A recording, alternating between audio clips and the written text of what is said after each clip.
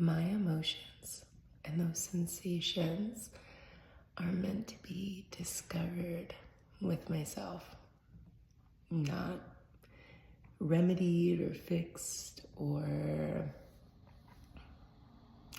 resisted. I feel like for how long I might have been interested in spiritual things, that's a key component in everything. And as a behavioral specialist that worked with kids with that, that's a key component in that. This surrender to the emotions and it being like a human thing. It's like normal, and how we're not supposed to judge or shame ourselves.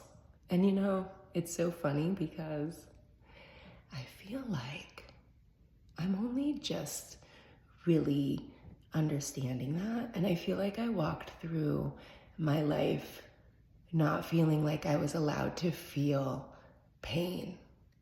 Like I didn't feel loved if I felt pain. And I'm like watching Emily in Paris and I'm like, man, these French, they like really embrace that that's a part of human nature. And I was just learning how like the deeper you go with yourself spiritually, your emotions become bigger to yourself because you become closer to yourself. And they, like what may have been hidden becomes more illuminated in your awareness. And like, this is what I'm telling myself. I'm allowed to have a bad day. And a bad day or an emotional day or a non-preferred emotional day or non-preferred day is not a measure of me, of my magnificence, of who I am. And I'm allowed to feel that. I'm allowed to have a sad day. I'm allowed. And when I do that, that's when I can be with myself. And after I hug myself long enough, I'll feel better. But I get these like highs and lows, like really high highs. And then when it's low, it's easy to like feel like you did something wrong.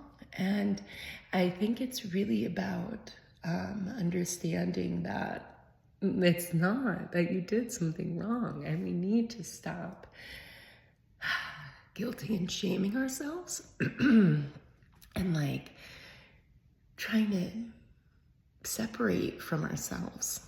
And that like you're not always going to like being happy all the time is not a measure of you doing a good job, and that's just an inappropriate relationship, you know.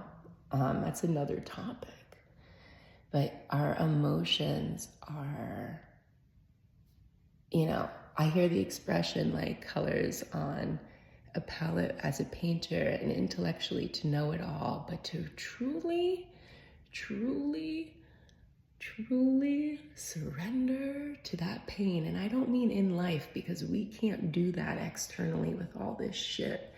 We have to go sit in meditation in a moment where we're safe and where it can come up, like the things that didn't get processed and released. And I mean, really, like, what if there's like pain inside of our bodies, like Jesus on the cross? And imagine how liberation just from not trying to resist